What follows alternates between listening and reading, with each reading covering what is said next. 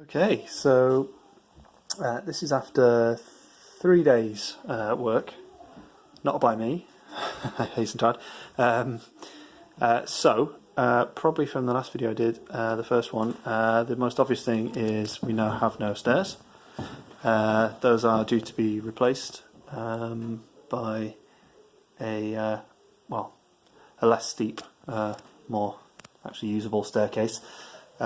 So that is going to come down to here and actually turn and probably come to like kind of here. So that'll be less steep and actually usable without killing yourself. Obviously, you can see the walls have been insulated. No, not insulated. I don't know. It's a membrane to waterproof it really, to protect from damp. Not sure how that's going to work around all this kind of stuff. I think they're going to look at potentially moving. That's a water pipe there, ancient looking thing. And then the gas is also here. That also looks absolutely ancient until it joins there. They're going to look at and then potentially moving that gas meter, but I think against that back wall there. That was only fitted about 6 months ago, I think, due to that's been a smart meter. The shelves have gone mostly from here. They've left that one, obviously. I didn't realise. Well, I kind of wondered, but these are actually solid stone shelves in the cellar here. So they've broken one out there, a couple out there, and a couple out of that side there. I totally didn't realise that that those alcoves would remain. I had this weird idea that they were going to just plasterboard straight across there in one flat, making one just flat wall. They're not. They're going to follow this contour. The only problem with that is I was planning on putting my TV on that wall. And I would just switch around and use this wall, but we can't because we've jumped the gun, ordered a sofa, and it's a kind of corner or L shape, and it would need to be reversed. So unless I could persuade the company to cancel my order and swap it round, which, well, maybe I could have done, but instead they're going to look at just putting plasterboard down to kind of, I don't know, maybe this level, and then put some shelving in there just to sort of still hint that it's a kind of chimney fireplace situation going on there. Although obviously it was never actually a fireplace there. It is the chimney breast. But obviously, yeah, I don't think there's ever been a fire down here, obviously. But there is obviously one in the room above, which is actually interesting itself because it shows how deep presumably shows how deep the fireplace could go in the room above if we wanted like a wood burner or something like that in there. There's actually a kind of nice real fire in there. We've never used it, but apparently it could be. But anyway, back to this. So that window is going to be replaced with a lift tilt turn window, so it can be used as an escape route. The solid or stone slab floor, Yorkshire stone floor, is still there. It's been replaced, or covered I should say, with this plastic membrane. We have a large hole here. The guy it's taking 3 days to drill that out, basically because once he got through the stone, it was actually sat on the floor, and then through a bit of dirt he basically hit solid rock again. Basically what the house was built on. He said most of the houses around here have seen the same thing, so yeah, painful job for him. But and then you can see just on top of that they've put a good solid inch or more of more than an inch I'd say of insulation, Kingspan stuff, and then we have just sort of chipboard wood, just a wood floor on top of that. So we can basically put carpet down or whatever we want on top of this.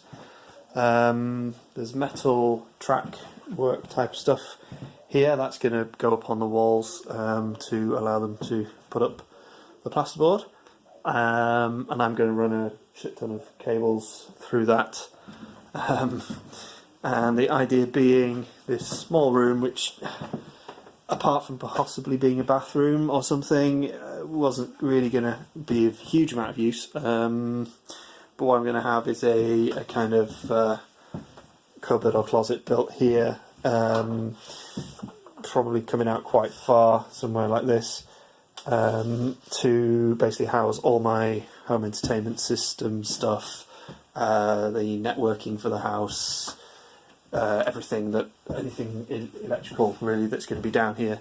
So the idea being that on this wall here there will be a TV, which has been ordered, and not much else. Maybe a centre channel speaker below and left and right. So I'm now actually beginning to wonder whether I can get away with a left speaker or right speaker here with a little speaker plate on the wall in the plasterboard, one there, and then the centre one in there. I think that's going to work pretty well. Yeah, so for 3 days work I think they've done an awesome job. The staircase is outside. They just take that window out each day, the double glazing unit out of the middle of here,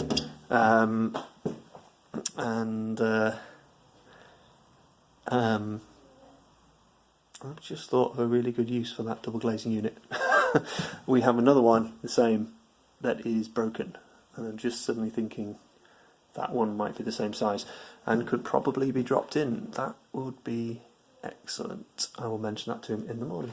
They've also ripped down the perfectly good ceiling that was only probably put up, I would guess, a couple of years ago before we bought the house, when it was totally remodelled.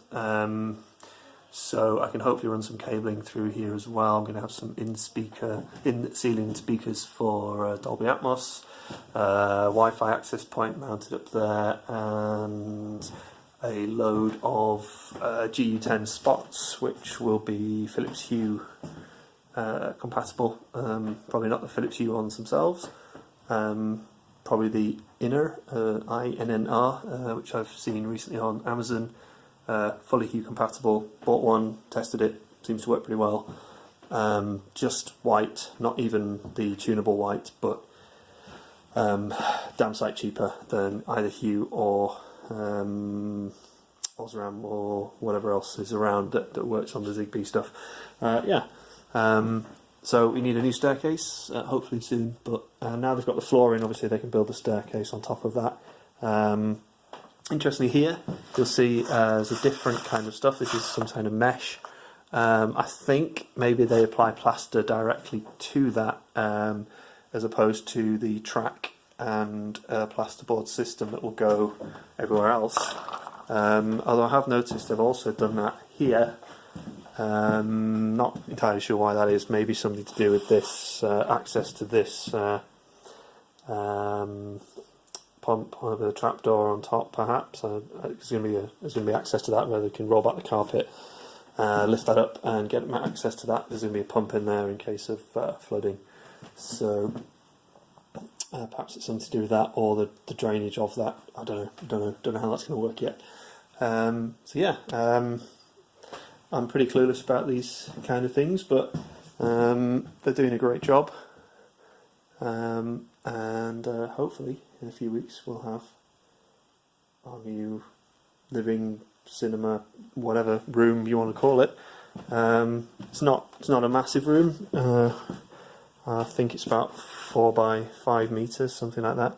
But our current living room is above this, and it finishes kind of here.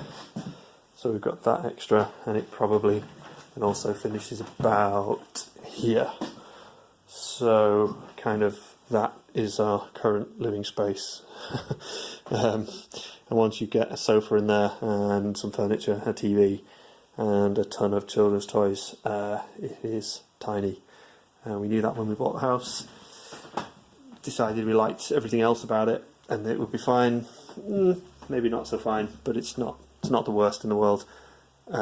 It would be fine. It would be livable, but this is a affordable solution to the problem. Does give us a very tall, thin house. This is the entire width of the house, by the way. That is the next door wall, the shared wall next door. so is that. So that this is literally like the width of the house.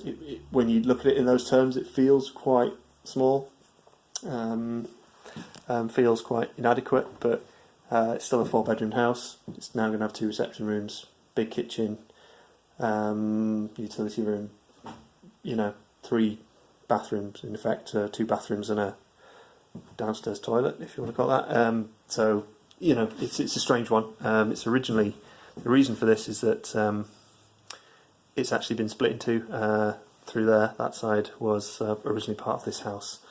But including the attic bedrooms, you'd have probably had maybe 6 to 8 bedrooms, I would guess. Probably 8, yeah, I would say probably 8 bedrooms, which has got to be excessive in anyone's book. So I guess we're not doing too badly.